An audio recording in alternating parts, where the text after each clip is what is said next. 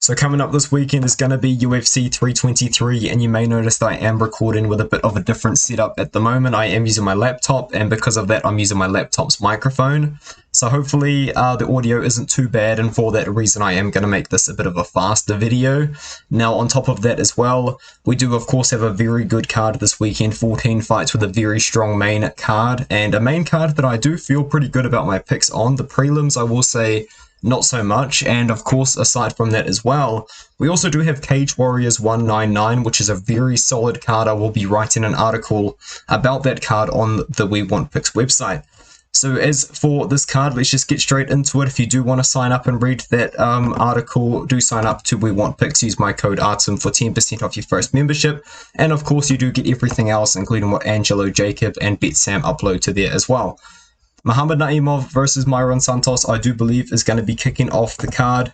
It has just occurred to me my overlay probably doesn't match what's on the screen, but it is what it is. I do think that Santos wins this fight. Now, I just don't think that you can justify him being minus 250 at all, to be honest with you, because there is a very real chance that Naimov does just outpoint him to a decision. We did see Mairon Santos have a very competitive fight with Francis Marshall recently, and Francis Marshall is a guy that, you know, hasn't proven to be as high level, in my opinion, as someone like Naimov, who has gotten a very good sort of set of wins in the promotion. Naimov, of course, is a former Taekwondo world champion. He does have a little bit of wrestling in his back pocket, whereas Santos, from what we have seen, especially even to his loss, the wrestling is probably a weaker part of his game, but I do think against Naimov he can keep the fight on the feet, and he will just be the more aggressive fighter, because I think that's what is going to win the decision in this matchup, is just the aggression of Santos versus Naimov, being more of that Taekwondo sort of kick-heavy points fighter. I do think that Santos wins. I'm very low confidence in this one, and maybe my pick could change, but I'm going with Santos by a close decision. Now we have Mansur Abdul-Malik taking on Antonio Trocoli. I just don't think that Trocoli's a UFC level fighter. Now, maybe Mansur Abdul-Malik is a bit overrated, but he really should be able to beat Trocoli, and by TKO, whether that's KO on the feet or on the ground, to ground and pound very quickly against Trocoli, to be honest with you. Now, Mansur Abdul-Malik, he does have a bit of an odd history as to extending the fights over the 1.5 rounds that his fights are lined at, because against Nick Klein, pretty oddly, he did just decide to finish him after that 1.5 hit, and then against Brundage kind of paid the price with a very awkward sort of draw, no contest situation in that one there, where the Athletic Commission wasn't supposed to score the final round because of the rule set that that specific commission does have. But with that being said, Abdul-Malik, very, very powerful wrestler, very powerful ground and pound. You watch his regional fights, they're all the same. He takes guys down, he knocks them out on the ground. And I do think against Trocoli, on the feet, he should have a little bit of a power advantage and a very strong advantage in the wrestling and ground and pound. I think he does just win by KO, and he should do it fairly early on. Now, Ibo Aslan takes on Iwo Baraniewski. I think this is a really bad matchup for Aslan. Aslan's wrestling hasn't really shown to be all that high level. The striking recently, he's been very low volume, which is quite odd, and Baraniewski is a very powerful, very aggressive judoka. He's got a judo background, a very high-level junior judo background at the European and I guess you could even say the world level of judo. And you do see that in all of his fights except for the Contender Series fight, which he did just win by KO very quickly. Prior to that, he is going out there. He is taking a bit of damage, I will admit, in some of these fights on the feet. His striking defense isn't a strong point, but he is able to get takedowns and he is able to search for submissions and ground and pound from there. I think that's a weakness in Aslan's game, and I think that is something that Iwo Baraniewski should be able to take over in this fight. I think that Baraniewski does finish Aslan in the ground, getting a takedown with that judo background. And now Edson Barboza is going to be fighting against Jalin Turner. I think this is an odd situation with Jalin Turner retiring, maybe based on like more of an emotional decision than anything, because he did lose to Bahamondes and Moicano back-to-back by finish. But he is a very talented fighter. I think he's a very good striker. I think he's very powerful at 155. I did believe at one point he held very, very high potential, but maybe at 155 that's not the division for him in the future. Maybe it is going to be welterweight, because this guy probably is the biggest lightweight in the UFC. I mean, I know that Dan Hooker's big, but Jalin Turner, fought Dan Hooker and looked pretty big compared to him, albeit there was a couple of years ago. I think against Barboza, he's going to have a very big size and power advantage. Now, Barboza potentially could win this fight by out-voluming Jalin Turner at this point. We know that Barboza, despite being old, still can go out there and put on pretty fun performances, but we have seen him take a lot of damage recently. He did go out there against Larry Murphy, take a lot of damage. He did go out there against Drakkar Klose and took a bit of damage in that fight as well. I do think in this one, I think that Jalin Turner should be able to go out there and land big on Barboza. Of course, there's a lot of question marks. He did retire. Did he actually retire? Or did he just kind of say that to maybe get a fight like this against Barboza, which I would consider winnable? I'm not too sure, but I do think that Turner should be able to land a big shot on Barboza.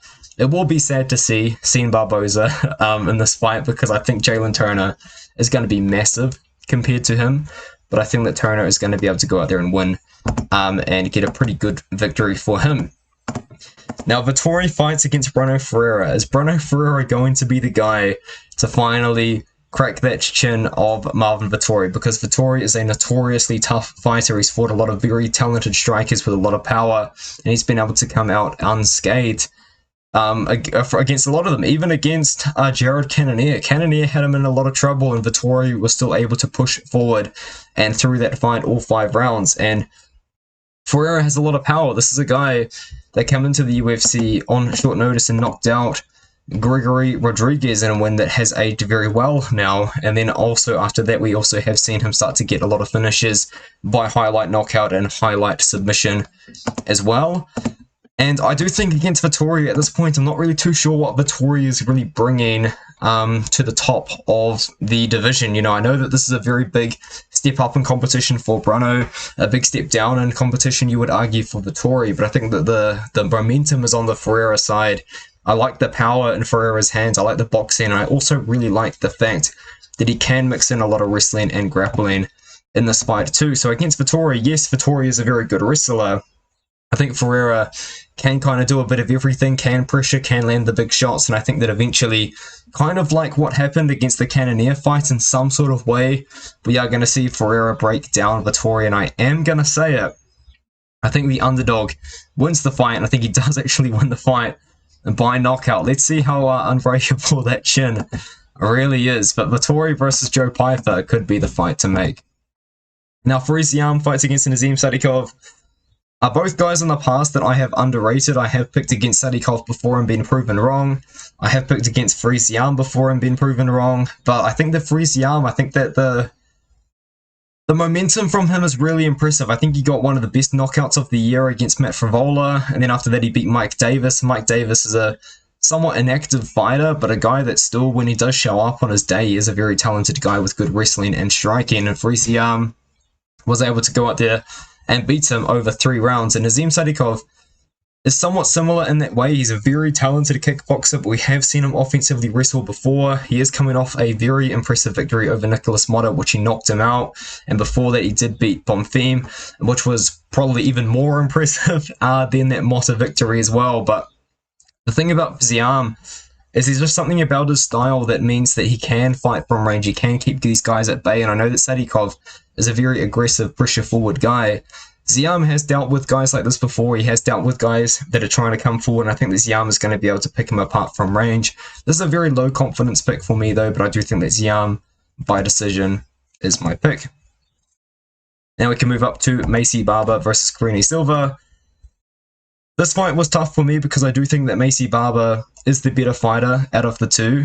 The problem is she just has had so many health complications. We have seen a lot of cancellations from her regarding a couple of things. I think she did have a botched weight cut in her last one, and that got cancelled. And I think that was meant to be the main event of that one there. And then prior to that, against Namajunas, she also had an illness.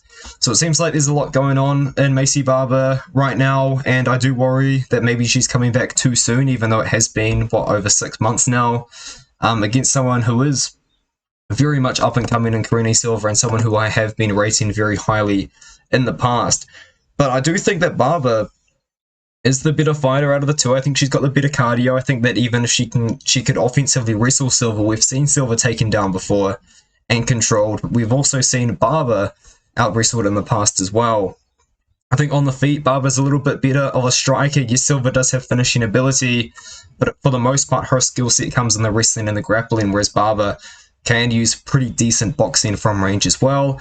The problem is just those health complications really do scare me, and because I was so low confidence on Barber in the first place, I am going to switch my pick to Karine Silva in this matchup just based on those complications. I mean, if Barber, she has struggled to make the weight in the past, and now it seems like she's going to struggle even more given the illness and the failed weight miss only a few months ago, so we'll see how that goes for her, but I am going to pick Karine Silva in this matchup against Maycee Barber just because of that. And now Terrance McKinney fights against Chris Duncan. I love this fight a lot. These are guys that I do think both of them have durability issues. Now, I know that Terrance McKinney is probably more well known for that than Chris Duncan, but I do think that Chris Duncan is also a little bit concerning when it does come to the fact that he can take a lot of shots. He can get damaged a lot. We have seen him knocked out before, of course, by Vyacheslav Borchev, and we've seen him hurt a lot by Charlie Campbell as well on the Contender Series, both of those performances. However, he just looks so good right now. It's so hard to deny him. He's massive for the weight class. He's listed at 5'10", but he's huge for 155 pounds. And I do think against Terrance McKinney, I think we are going to see him come out there and pressure McKinney. Yes, McKinney is ridiculously explosive in the first round. He does have a lot of first-round knockouts and a lot of wins in the first 2.5 minutes of the fight. But I do think that Chris Duncan's good enough to be able to either take down Terrance McKinney, defend Terrance McKinney's takedowns, or pressure him himself and use his own boxing in this fight. So, yes, I love this fight a lot. I think that someone probably is going to get finished, but I do think it is going to be Terrance McKinney in this fight. The thing about Duncan is, yes, I have been concerned about his durability in the past, but that was due to weight cut complications due to cancelled bouts on the Contender Series. And for McKinney, we have seen McKinney finished many times. We've even seen McKinney's sort of striking technique exposed before as well, and I do think that Duncan does hold the edge in that too. So I'm picking Duncan in this matchup. Okay, I just watched back what I recorded and the audio is really bad, so I'm probably going to speed this up a little bit. I think that Grant Dawson does beat Manuel Torres here. Yes, Torres is going to have a very legitimate chance of knocking out Grant Dawson, especially considering we've seen it done before by Bobby Green very quickly as well in that main event, which was meant to be Grant Dawson's big sort of coming out party, I do believe. Since then, he has gone on to win fights. Not super excitingly, I will admit, but I do think he does go out there and take down Torres. Torres has a lot of power. He isn't the most technical fighter in the world, but he's got a lot of power. Obviously, he's got some wicked highlight KOs, and deservedly is of the hype. But I do think against Dawson, it's a bit of a nightmare matchup. Dawson has a lot of submissions. He got 13 submissions. We haven't seen him get a submission since 2022. I want to say maybe he submits Manuel Torres here, but I'm going to pick Dawson to win by decision. It does just seem like all he does these days is get the takedown and then win by control. I am going to be picking Jan Blachowicz to go out there and beat Bogdan Guskov in this matchup. I have tried to fade Bogdan Guskov many times, and I will admit it has not been very successful.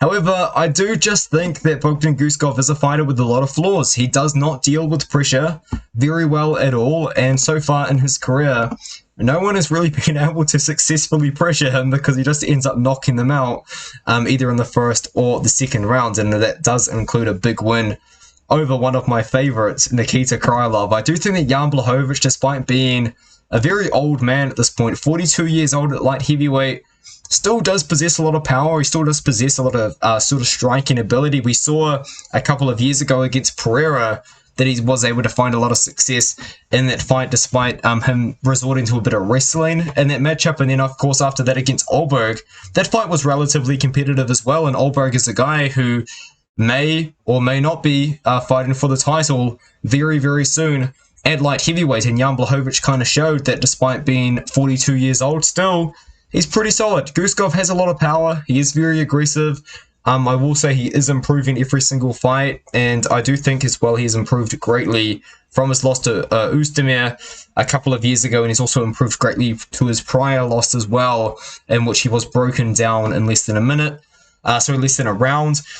I worry a little bit about Guskov's cardio, but I think that Blachowicz is just a really talented striker still, and I do think the technique is going to show, and I think he's going to beat Bogdan Guskov in this fight. I'm going to pick Blachowicz to win by TKO in round number 2 or round number 3. And now Henry Cejudo versus Payton Talbott. Honestly, a massive fight, and maybe under some sort of different circumstances, I would have picked Cejudo to win the fight. And the first thing I'm going to say is, I've said this a lot in this video, yes, Payton Talbott's a massive favourite. I am picking him to win. I can't justify him being minus 275. It doesn't make sense to me. The thing about Talbott, and this is something that I do feel sad about missing when he did fight against Barcelos, is prior to the UFC, and I mean it, guys, trust me, watch these fights, his takedown defense is really bad. His get-up ability is incredible, but his ability to defend the takedown initially is terrible.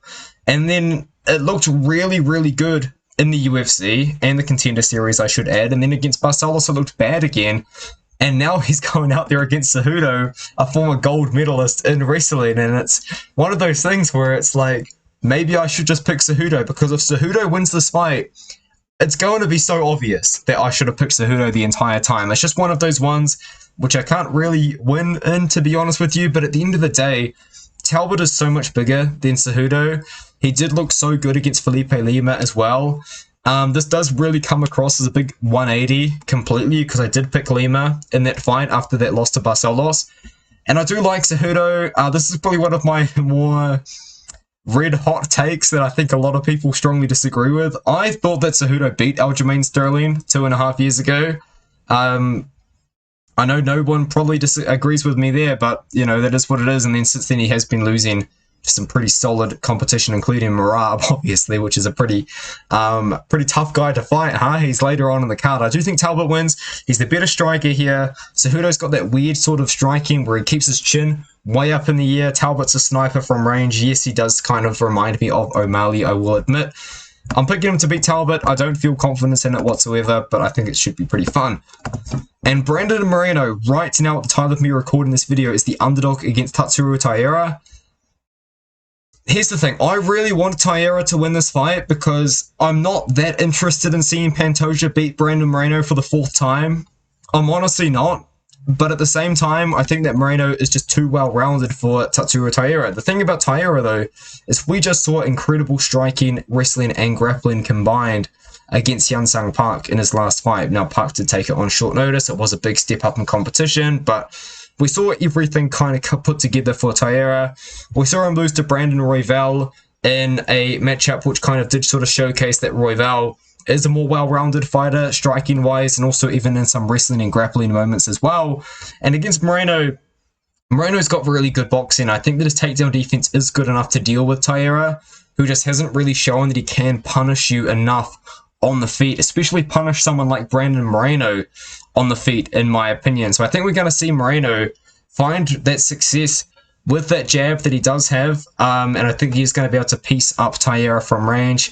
I really want Taira to win because Moreno versus Pantoja 4 doesn't really interest me. I'd rather see Pantoja fight Kyoji Horiguchi personally, but I'm going to pick Moreno to win the fight. At the end of the day, that's who I think wins, so I'm picking Moreno to win. Now, Pantoja fights against Joshua Van. I've made a very big, in-depth video on this in the past, actually, on my main channel. I mean, this channel. And I did pick Pantoja in that matchup. I broke down the strengths of both guys. At the end of the day, Pantoja, in my opinion, had one of his career best performances against Kai Kara-France, someone who I consider to have very, very strong and very good takedown defense. Pantoja just blitzed through him easily. Easily.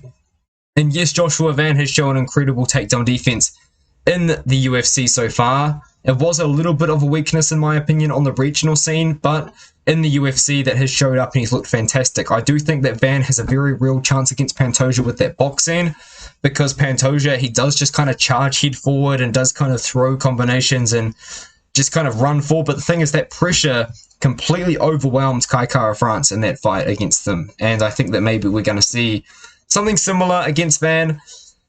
I do think Pantoja does beat Van here. I do think Pantoja actually is going to submit Joshua Van as well. We have seen Joshua Van put in some tricky submissions, positions on the ground in his UFC career so far.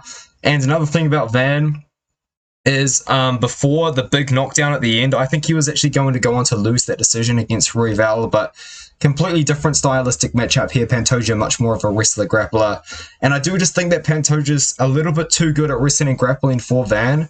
Yes, I could see a big Van upset here, but I can't pick it. I think Pantoja's going to submit him. I think that Pantoja's really good.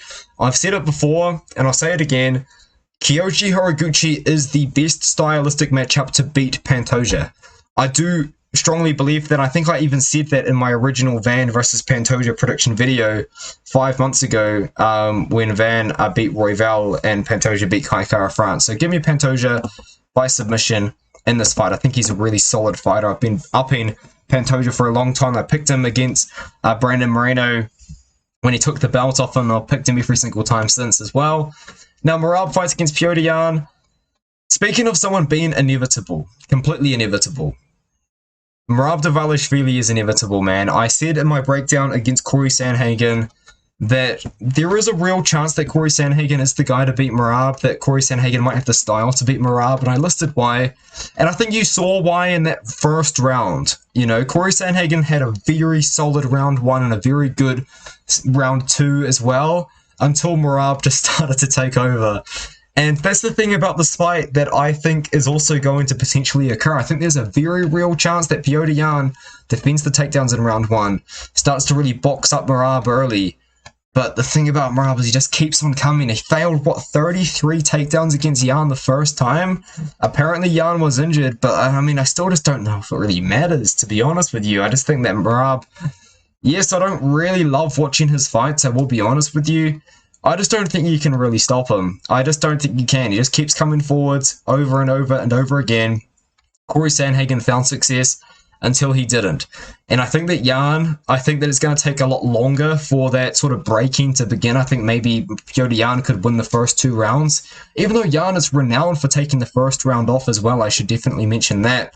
I think that we're going to see Merab just come forward and just get those takedowns and just kind of grind on him for all 5 rounds. Now, there is definitely, in my opinion, some sort of concern about the activity. I love activity, but at the end of the day, Merab still has fought 25-minute fights, aside from the fight against Sean O'Malley multiple times this year. He fought 25 minutes against Corey 2 months ago. Maybe there's some sort of narrative you could run with there, but at the end of the day, I just think that Merab does beat Yan. Yan's really good. He's the much better striker in this fight. But at the end of the day, he's going to have to defend 33 more takedowns again against Merab and keep Merab off him. And Merab is so strong.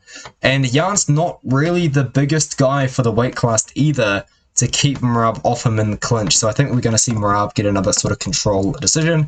Let me know what you think in the comments below. I do apologize for the audio. I did the best that I could with what I have. And I'll see you guys in the next video.